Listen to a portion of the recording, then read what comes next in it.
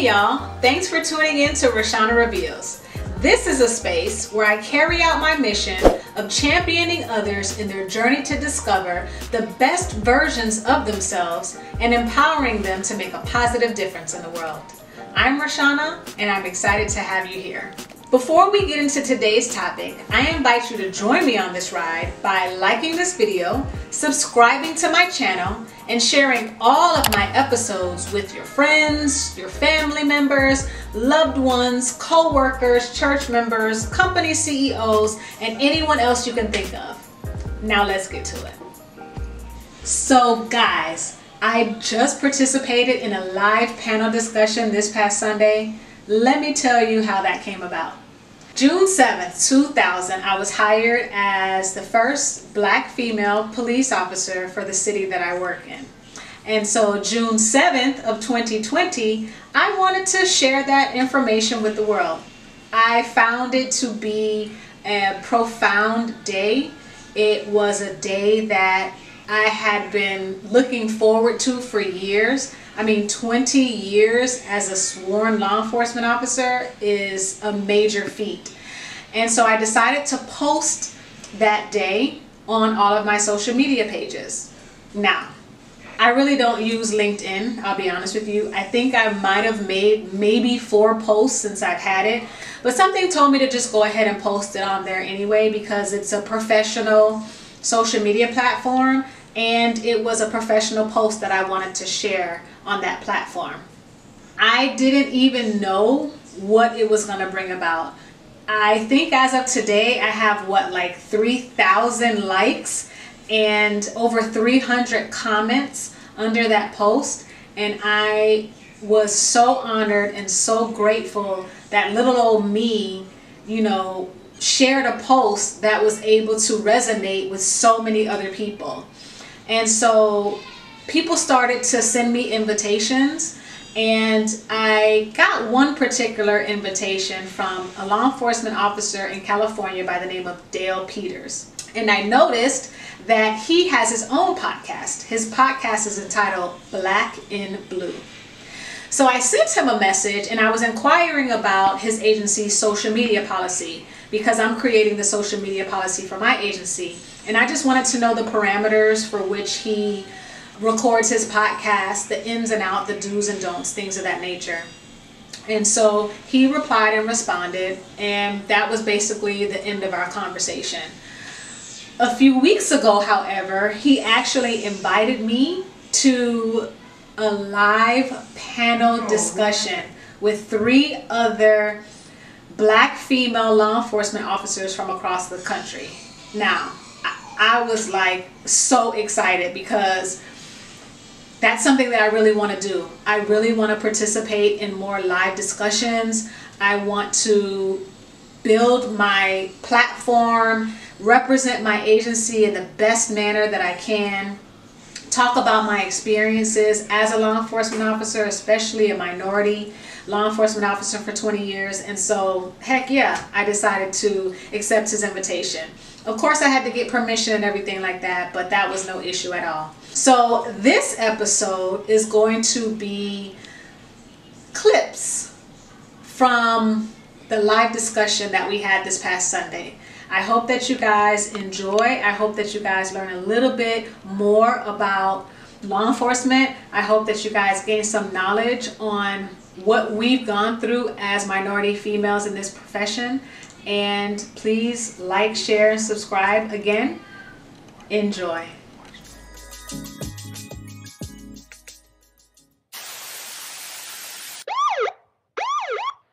Welcome to the only show bringing cops and the community together for some real talk and some real listening. This is uncut. This is uncensored. This is Black and Blue Live. Welcome to Black and Blue Live, everybody. I'm your host, Dale. Thank you for joining me here today. I appreciate you. We got some guests here from all over this great nation of ours that'll help us out here. Let's go through them one by one here, and then we'll introduce everybody here to you. Again, my name is Dale. Thank you for joining me.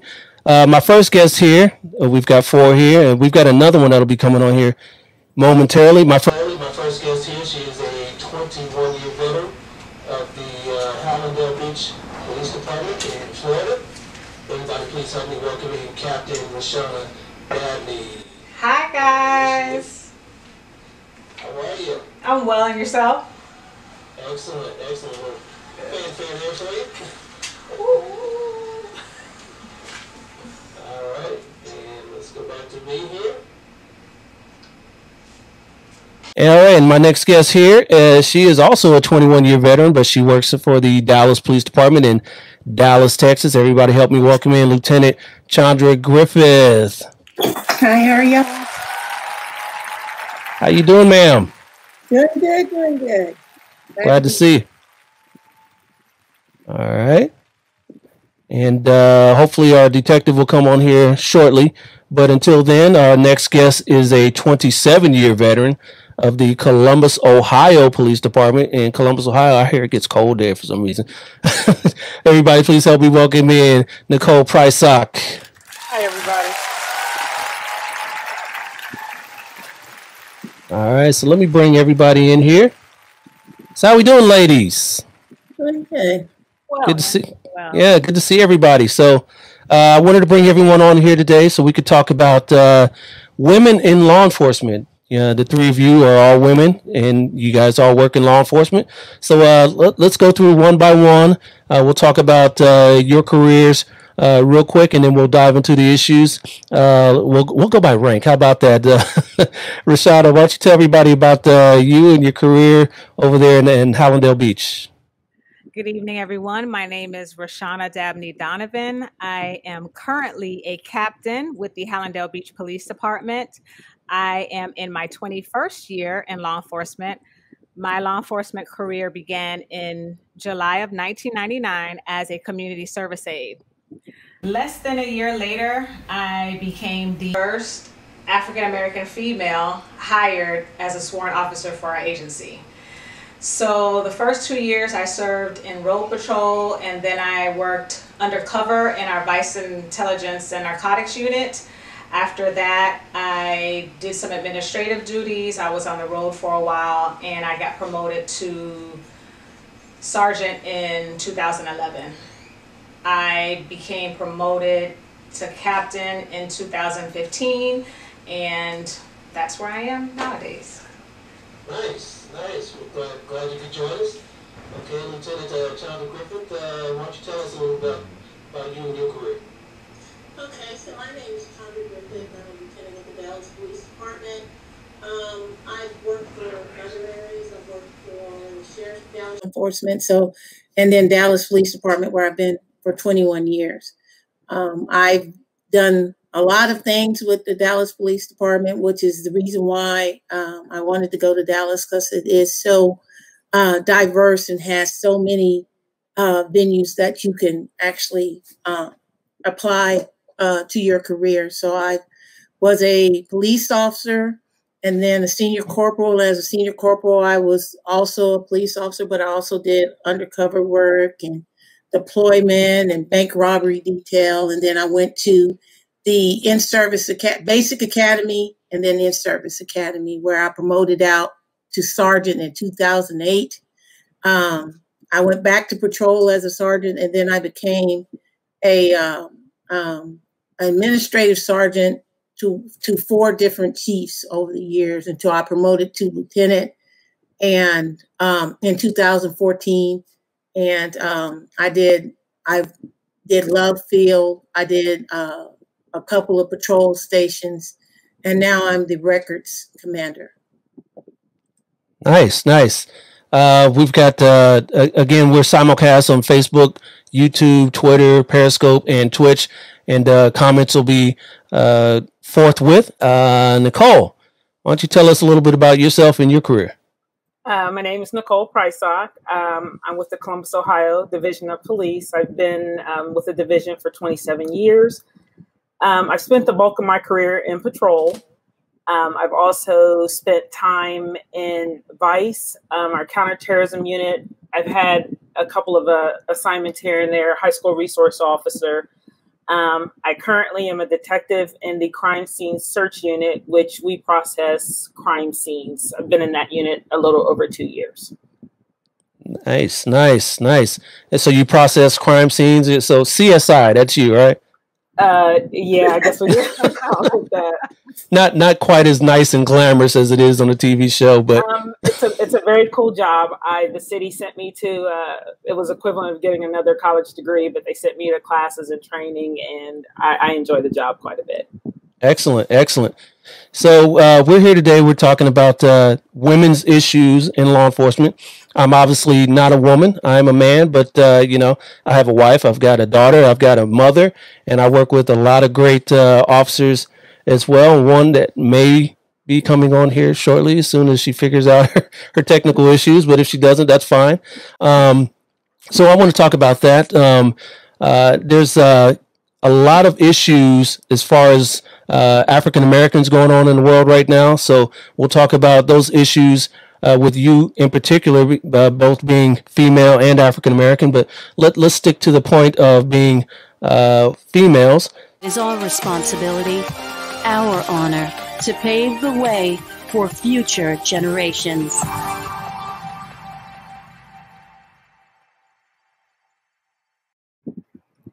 All right, so I just wanted to show that clip there to show, you know, how long or how far we've come. Looks like we were joined by Detective Elizabeth Green. She finally got on. Everybody, say hello. We are live. Thank you, thank you. Since you just got on, we didn't get to do your introduction. Why don't you introduce everyone that's viewing and let us know a little bit about you and your career. Okay, well, welcome. Thank you all for having me here. My name is Elizabeth Green. I'm a detective with Redlands Police Department. I've been there for 15 years. My assignments have included community policing, school resource officer, sex crimes and child abuse cases, as well as ICAC. And I'm currently assigned to the San Bernardino County Human Trafficking Task Force. So it's been quite a journey. I'm super honored to be with these awesome women and to spend this time and chat with everybody. Excellent, excellent. So we were talking about assignments, and we were talking about, you know, these things were traditionally reserved for men in the past, and we've gotten past that. What drove you, ladies, to even want to join law enforcement in the first place? I know it's a male-dominated profession. What drove you to want to enter the profession in the first place? Let's start with you, Lieutenant. Well, mine is a funny story. So actually, I was a nurse for years before I even went into the law enforcement career. And my husband was actually the criminal justice major. And then the opportunity came for going to the academy. And so here I am. All right. Yeah. All right. And then, Rashana, what was your journey? What drove you to want to be a police officer? Okay, so growing up, I went to performing arts schools. So I majored in theater. I thought I was going to be an actress and hit it big. Unfortunately, that was not the case for me. I ended up at Barry University, but as a physician assistant. So throughout my college career, I was invested in psychology. That was my major. So I wanted to be a psychologist. And I had a family member who was working for the FBI. So she was like, why don't you just fill out the application and come up here to Virginia, and you know, you can start your career as a forensic psychologist. She sent me the packet and it was like 365 pages. And I was like, nope, I'm not gonna fill this out. I don't remember who my neighbor was when I was 5. And I wasn't going to do that. So my mother saw an ad in the newspaper for a community service aide in the city of Hallandale Beach. And so I said, you know, why not? Let me get my foot in the door and maybe later on join the FBI, but I never left.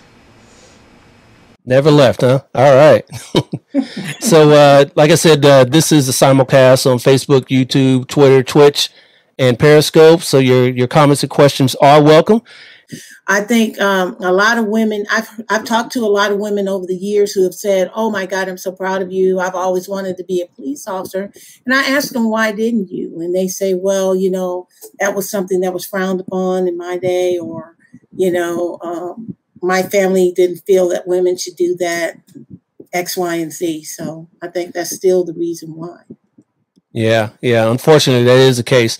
Do we think that it's changing? Do we think that more women are considering law enforcement as a career nowadays? What do you think, Rashana? Probably not. Just being real, right? I'm just keeping it real, y'all. Yeah.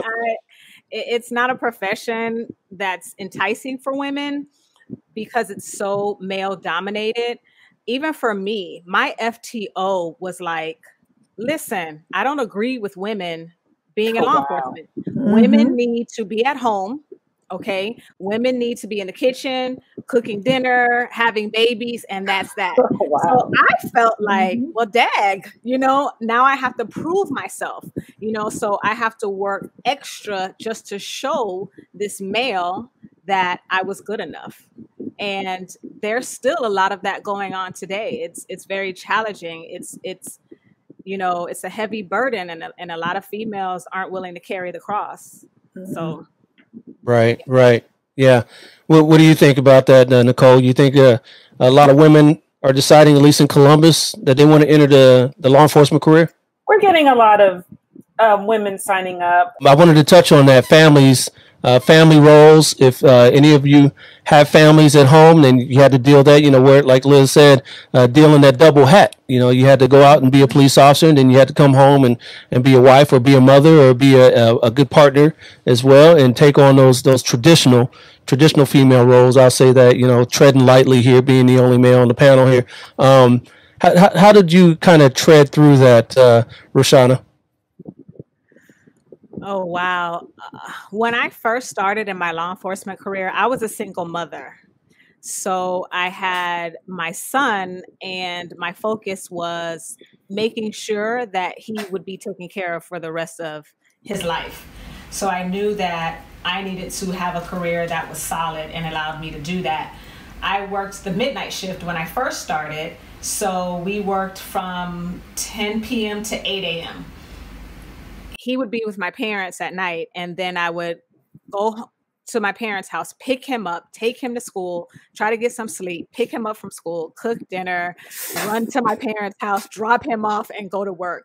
So it was very trying during the times of being a single mother, but I made it, I did it. And then I got married, throughout my career. And even that was even more difficult because then I had more children, and I had to also, make sure my husband at the time was taken care of, and, cooking and cleaning and being a mother and showing up for football games and baseball games and majorette practice and just all kind of things.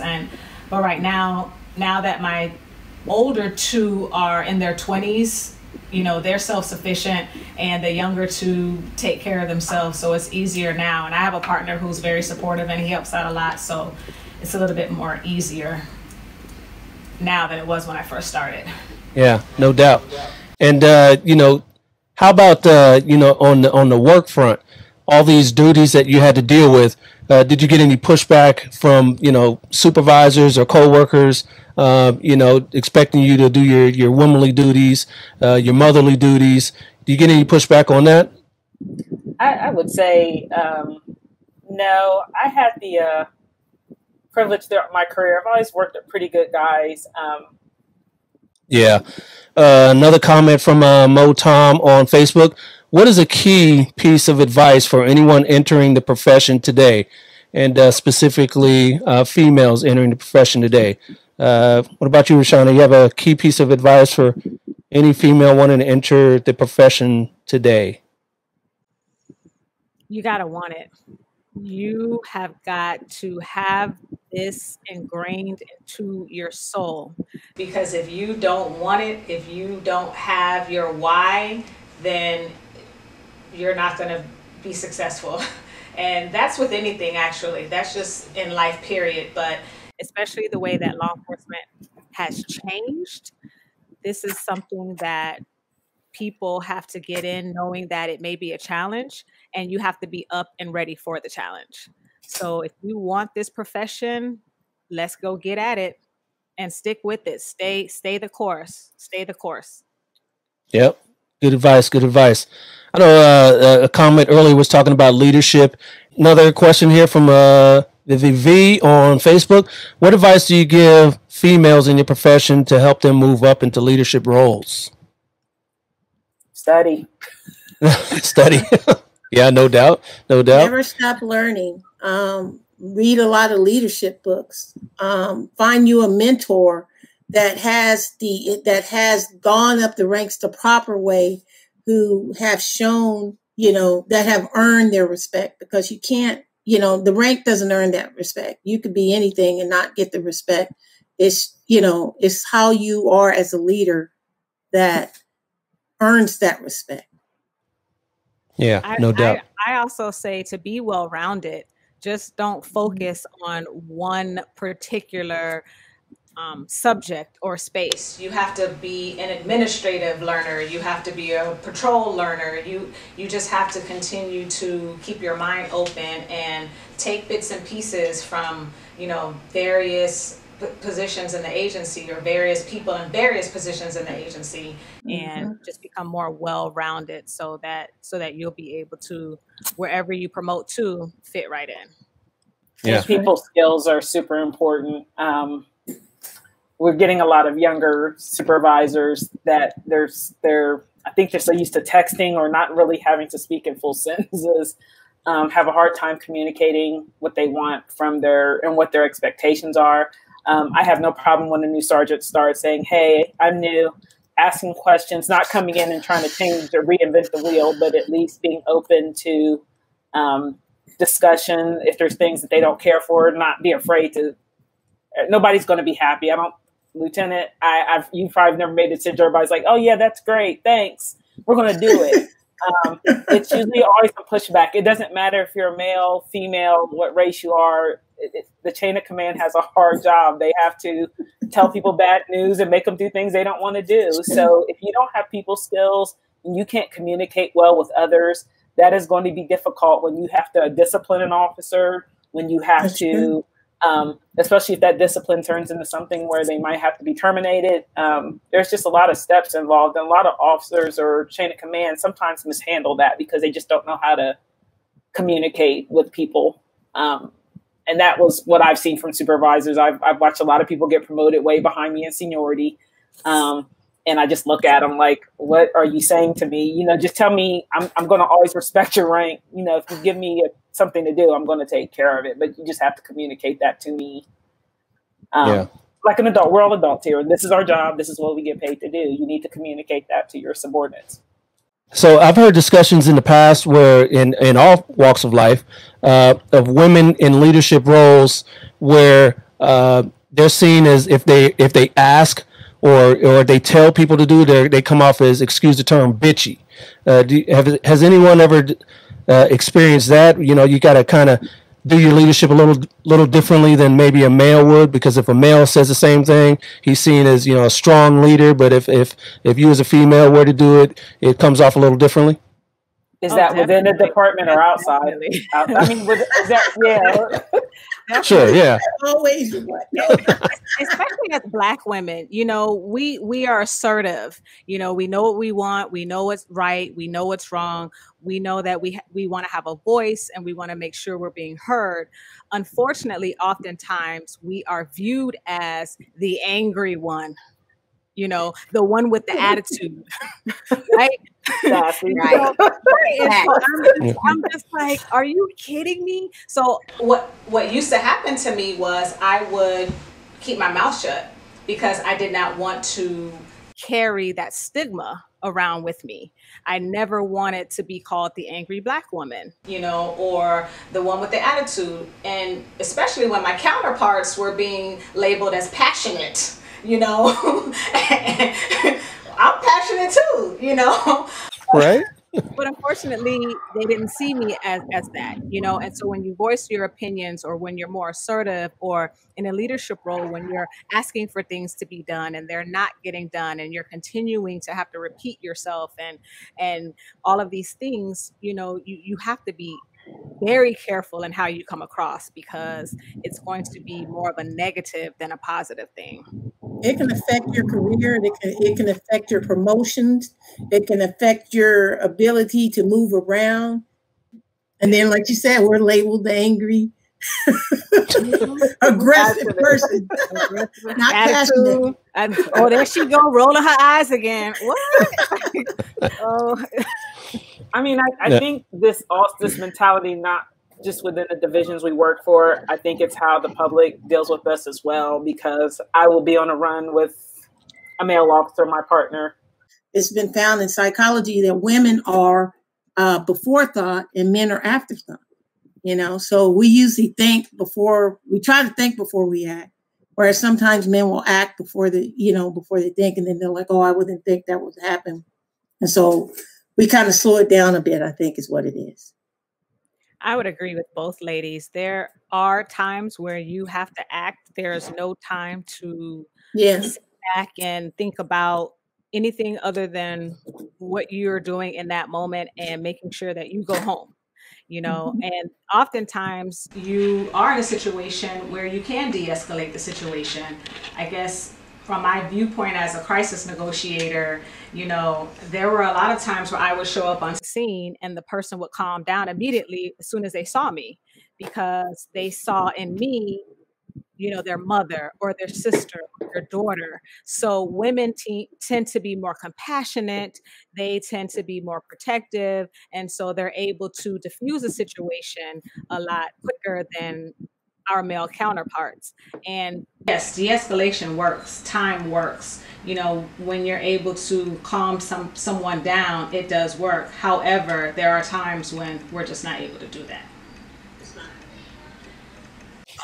How do any of you ladies feel about what's going on with the defund the police movement and everything that's happening in our world right now?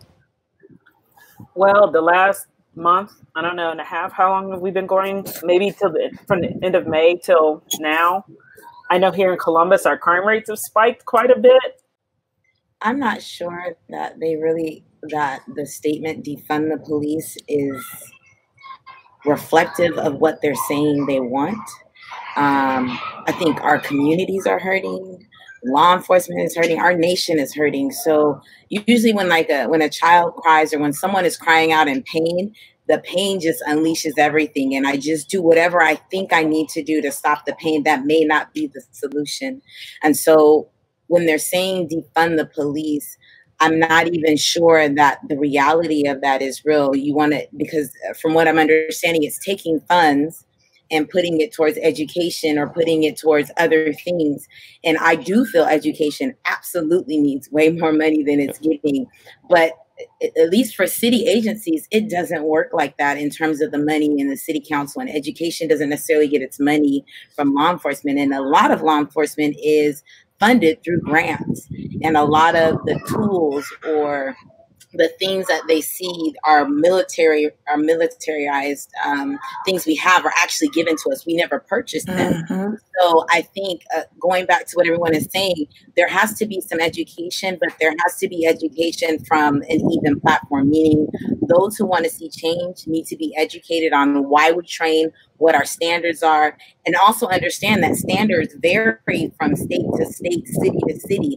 And then working with the federal agencies, the federal buy-in, our community buy-in, and working together to bring about change, because we want to serve our community as a whole. We want to serve our communities, and we are already at a loss in law enforcement, and we're at a loss in our community. So I'm not sure that the term defunding police has been fully processed out or thought out. And I don't know that all of our communities feel that that's the most efficient way of going about this. I think agencies would be amiss if they don't hear the cry and begin to make sure that their departments are serving the communities that they're representing, or looking at, are there areas that we need to change? Are there areas we need to grow in? Are there training things we can just implement to begin to bring about healing and to make our officers better and to serve our community better? Do we really have community policing? Do we have procedural justice? Do we have the legitimacy? What's our community, bank of trust going? What's going on with that? How do we fix that? Because that's really, when you step back and look at a lot of the issues, there are some things that were already going on. This was the explosion point, unfortunately, and it cost lives and careers. And so if you deal with the root before it becomes a seed and a flower, you can avoid these situations. So I think that's what I see with the defunding police, is now the explosion of undealt with issues. It scares me when you say defund the police, because what I'm thinking about is that there are some departments, smaller departments, that don't have the money and are able to get the grants, but not all the grants. And they don't have a lot of population where they're getting the tax, money and funding that they need. And I think that is why you're not getting the training that you need to get. And that's when you don't have the training, that is where you see some of the issues you get. All right.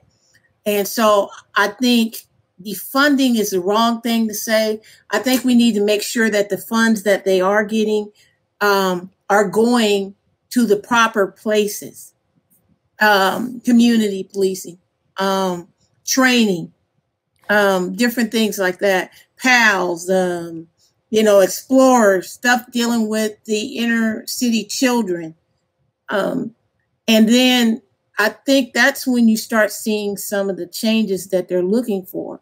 But heaven forbid you say defund the police and you take money from the police, and even big departments, with some of the things that have happened and COVID-19 and stuff like that, you're going to have a shortfall in taxes and stuff like that. So the departments are already going to not have the funding that you think they have. And heaven forbid you need these police officers to have certain tools when you call for us and we don't have them. Right? And we don't have them. That's what scares me. Yep. And I know we talked about it earlier. There's been a few of those things like it over at CHOP in Seattle, where they said they didn't need the police and they had their own little community, and then a few murders, homicides happen out there, and then so it all went to hell because people being people, that's what happens. You are going to need the police, or you're going to need some form of law enforcement to hold down the rules and regulations, because that's just what we are as people. There's always going to be somebody that doesn't want to follow the rules, and it's got to be somebody to hold them accountable. That's just the way it is. We're dealing with people probably on their worst day, something tragic has happened to them. And we might be in there telling them something they necessarily don't want to hear. Like, I'm telling you can't do this. This is not appropriate behavior, and that it's not accepted well. So we're in the business. Unfortunately, we have the ability to take people's freedom from them. We have the ability to take their lives from them. Unfortunately, we are put in positions sometimes where we have to make a quick decision, and sometimes that decision might result in you losing your career, losing your life, losing your freedom. There's a lot of things at play here. I don't make excuses for officers who are out here doing things that they shouldn't be doing. They're not like the Minnesota incident. That is not trained. Columbus Police has not allowed us to do chokeholds, any kind of literally hog ties, anything. Those things are all out the window. So I think the public thinks that we're trained to do these things, or when we shoot someone, why couldn't you shoot him in the leg? Why couldn't you shoot him in the arm? And I'm like, you're going to have me kill 3 other people trying to do that. So none of those are acceptable, whether they're racist or they're just salty, because you got to treat all the community with respect. Let's get a few more comments in here before we wrap this out. Again, Bernard Beck says defund is definitely a misnomer. Given our social structure, the abolishment movement is still unattainable as well. I'm all for the reallocation and taking some of the numerous responsibilities off our plates, because we definitely entirely do too much. And this is for sure. We're doing things that we weren't normally doing back in the day. And, you know, now everything is just falling on the police. Let the police handle it. Lonnie Lawrence says on Facebook, excellent responses to the question of defunding. People must realize that stuff they see on TV where police shot someone in the leg or the arm is and I would say a farce. Yeah, that doesn't happen in real life. They got your comment. Yeah, by accident. Yeah, that doesn't happen in real life. And also there are opportunities for the community, at least for my agency, where they can come and see what we do. You know, we have community policing academies where people from residents from our community can come and they can see what K9, the K9 unit does. They can see what internal affairs does. They can see what training does. They can come into our simulator room and they can look at scenarios that we may be put in and how we may respond. They have the opportunity to respond themselves to those situations. So that's another thing that we offer as well, to get a different viewpoint. Yeah, no doubt. Appreciate that. So as we wrap this up, let me just ask you ladies one by one, what skills and traits do you think a prospective officer should have if they want to come into this career and if they want to succeed in this career? I would say that you have to know that every day is not the same. So there are some days where you're going to have to work over hours of your shift because you made a late arrest. You know, I know a lot of times with the millennials, they just want to do their 10, 12 hours and they just want to go home. Sometimes it's not like that. Sometimes you're going to have a late arrest right. Or, you're going to have to be flexible. You're going to have the flexibility for this job. And you also need to have the heart for the community. I am a big proponent of community. So if you do not love your community, you do not respect the residents that you work for, then you shouldn't be in this profession. Yep, the same for you. All right, let's a few more comments before we get out of here. Again, Karen Brinson from YouTube says, I totally agree with all you. Thanks for voicing your opinions. Love you, ladies. Thank you. Right. W. Scott on YouTube also says, this was very informative, ladies. I love Black women. Okay. All right. Oh, man. All right, ladies, I appreciate you for coming on and letting us know your opinions and what you feel about what's going on and your experiences as women and women of color in your departments. Those were your last words. Anything else we want to say before we get out of here? Anybody want to say anything to anybody and say hi, mama, or thank you for watching? Thank you for watching. And that like that. Yeah. This was good meeting people outside of your workplace. Having just a conversation where nobody's hostile or upset. I appreciate it, seeing other people's perspectives. So I do appreciate you doing this. This is my first time seeing you live since you left Columbus back in April. Good look. Yeah, that's been a while. Yeah, that was a little tight back then. I think we were writing cursive yet. Yeah. All right. I appreciate everyone for joining us on the social medias. This will be recorded on Facebook and YouTube. I guess it'll be on the other platforms as well. So just go check it out. If you haven't seen it, tell your friends, your family, your coworkers, everybody. I appreciate you. I appreciate you ladies for joining us. And everyone be safe. Wear your mask. Wash your hands because we're still dealing with that. Thank you. I appreciate you all. Thank you. Thank you for having us. Take care. Be safe. Good night, ladies. Good night. Are you guys all on LinkedIn? Yes. Okay. I'll hunt you down on there. Let me end this broadcast real quick. Okay, guys, so I hope that you guys enjoyed that as much as I did. Now, if you'd like to listen to or see the entire episode, please head over to Dale Peters' podcast. Remember, it's called Black in Blue. His social media page is Black and Blue. All of the podcast platforms is Black and Blue. So you shouldn't have a problem finding that episode. And like, share, and subscribe to his channel as well. All right, guys, that wraps it up for today's episode of Rashana Reveals. Remember, smile at a stranger, compliment someone, speak positively out into the universe, and watch your life change for the better.